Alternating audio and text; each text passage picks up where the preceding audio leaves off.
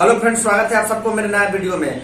आज अपने वीडियो में हरी हरी ओढ़नी जो पवन भैया गाए हुए हैं वो गाना हारमोनियम पे कैसे बजाएंगे वही गाना आप लोगों को बताएंगे। ये गाना खुद देख करके अगर आप जरा से भी हारमोनियम प्लेयर हैं तो बजा सकते हैं अपने से गाना।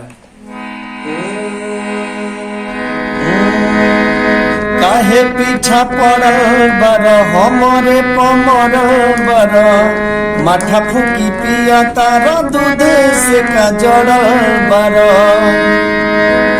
काहे पीछा पड़ल बर हमरे पमर बर माथा फूकी पिया तार दूध से का जड़ल बर।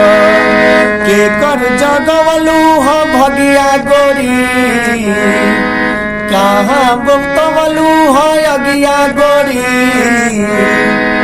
तोहरी हरी ओढ़नी तोहर छूटल कवना बगिया ए गोरी।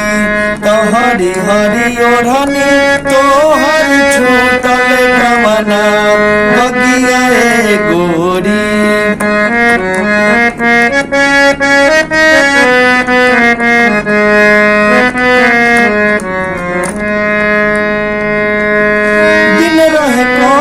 ना देखलू कैलेंडर कैलू बगानी में जवानी सरेंडर।